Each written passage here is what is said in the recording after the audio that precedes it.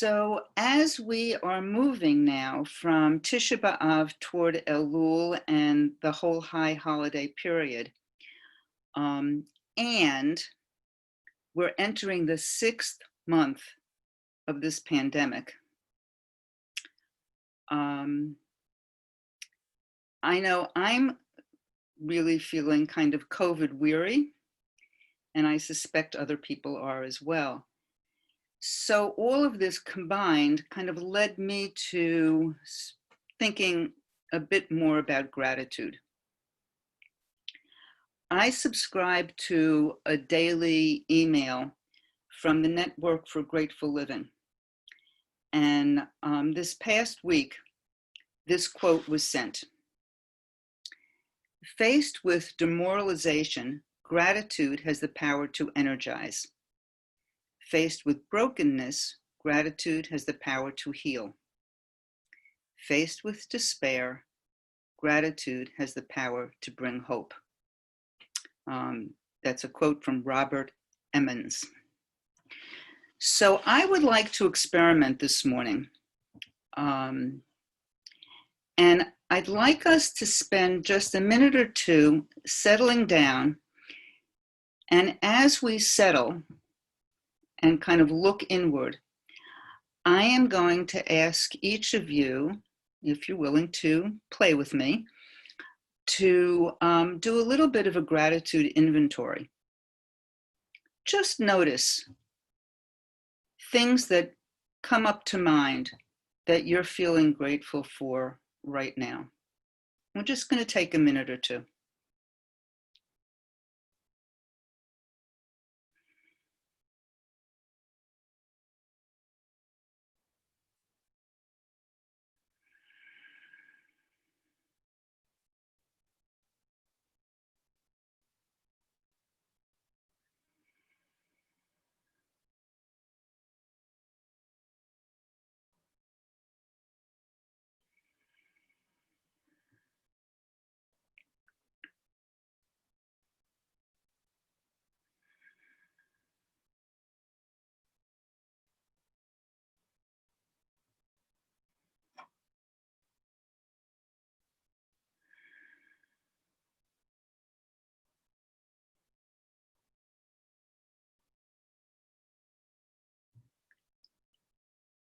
And now I'm wondering if anybody is willing to share just one or two things that came up for you.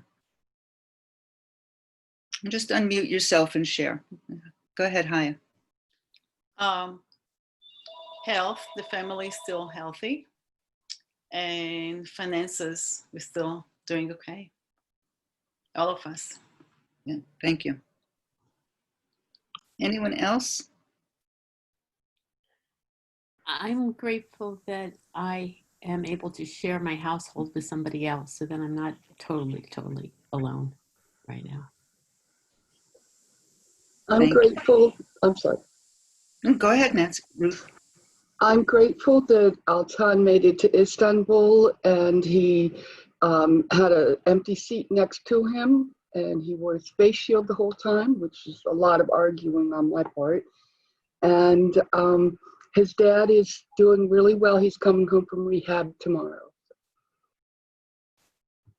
Thank you, Ruth. And Phyllis. For those who were at, that's the wrong verb, those who watched services last Saturday when Micah was doing musical extra added attractions, it was late in the service that I realized that my friend Issei Barnwell, who many of you know from Sweet Honey, had first introduced me to Micah maybe 8 years ago when his mother brought him to a community sing. Once I realized who he was, I texted Issei. She received the text. She grabbed the Adat Shalom link. Amy, who was Gabai, let her into the service. And Micah and Issei were able to have that connection where he acknowledged gratitude to her that was way, way beautiful. We'll leave it at that. And I just couldn't stop smiling to listen to meet Micah Kvell and Issei be there and Rachel introduce her. And I did that undercover, except I just shared it with you. But just hearing that level of gratitude publicly meant a lot to a lot of people. Thank you. Anyone else? Yeah. Go ahead, Marilyn. Well, I mean, it's a platitude, but to the synagogue for just creating such a rich, event-packed, meaningful set of experiences for us that just makes life still worth living, I guess, at this point. On a personal note, I'm glad my children live near me, even though I can't physically really have much contact with them, and then that we're going to be grandparents in December. Grateful for that. But I wanted to point out, I hope I don't embarrass this person too much, but I think the value of, at times like this, of humor is really underrated. And I wanted to thank Ralph for constantly putting things up on the listserv, which just really make me laugh, and I really value them so much. When you don't do them quickly and enough, then I miss them. Thank you, Sorry. Marilyn. Anybody else? Judy? Well, I have a lot of gratitude for the fact that everybody I know is healthy, but I'm also grateful to technology today, and that we're able to have Zoom and be able to do things like this. Mm-hmm. Thank you. So there's a family around the corner where our son is friends with one of their kids, and the younger brother tested positive for COVID-19. So this family is all quarantining, and they're very proud. And today they finally let us bring over toilet paper, paper towels, and tissues.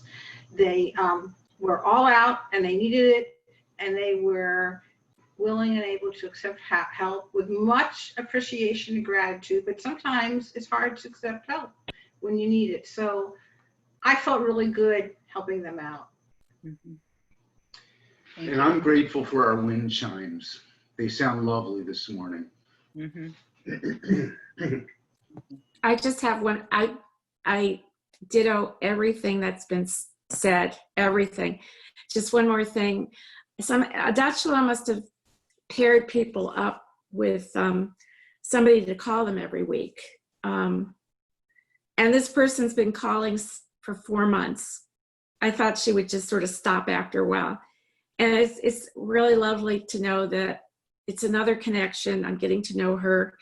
And that phone call comes regularly every week, every single week, for however many months we've been cooped up. So it's really, I get to know more and more people. Actually, the Zoom has helped me meet more and more people at a Dutch Shalom. So that's it.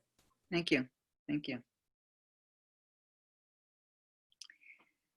So I appreciate hearing all of these gratitudes that came up in just this very short little inventory that we each did.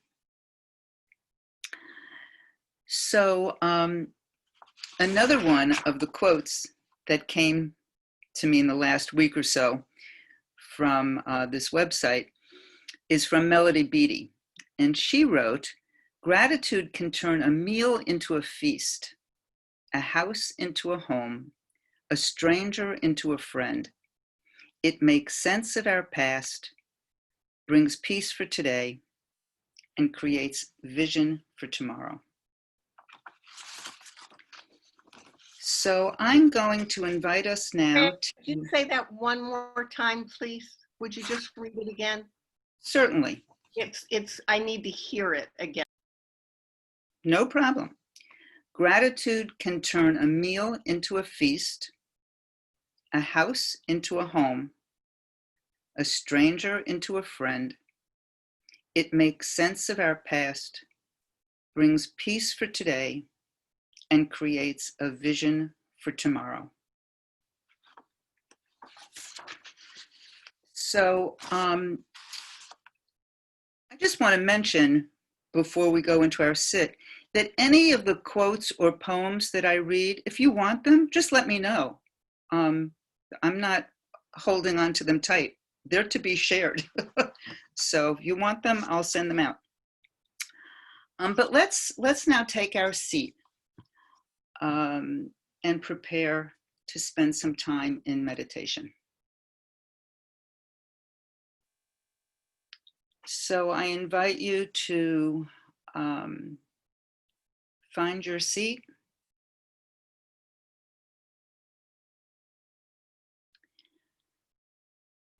You know that posture, really sinking down and feeling supported by the chair or the cushion that you're on, and allowing your head to rest very gently on the top of your spine so that your neck is soft.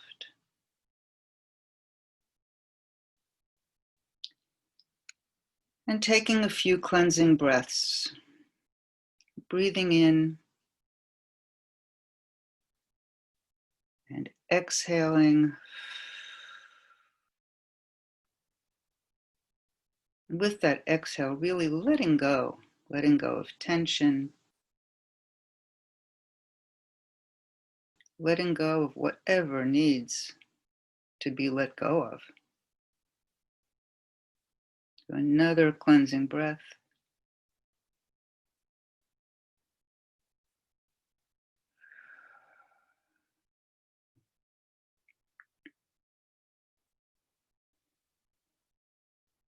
And allowing your eyelids to gently close if that's comfortable for you.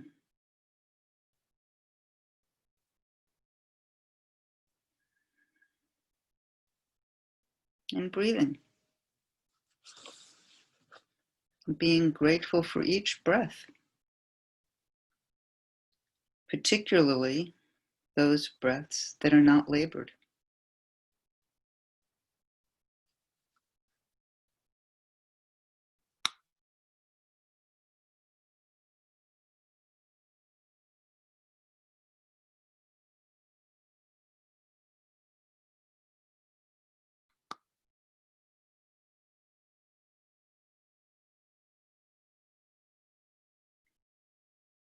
And we can sit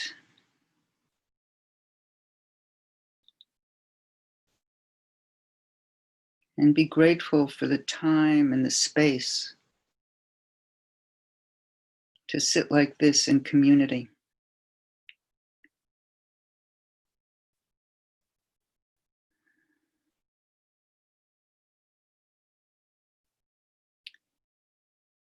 And as we recall some of the things that came up for us in our inventory,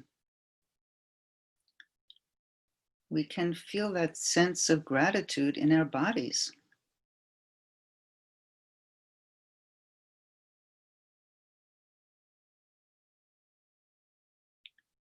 And as we experience this felt sense of gratitude, we may notice some shifts in our body.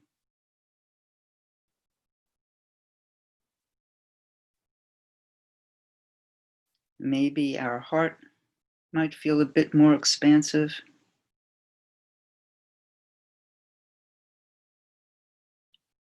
Maybe we notice a softening, and maybe not, and that's okay. The point is to notice what we notice, allowing.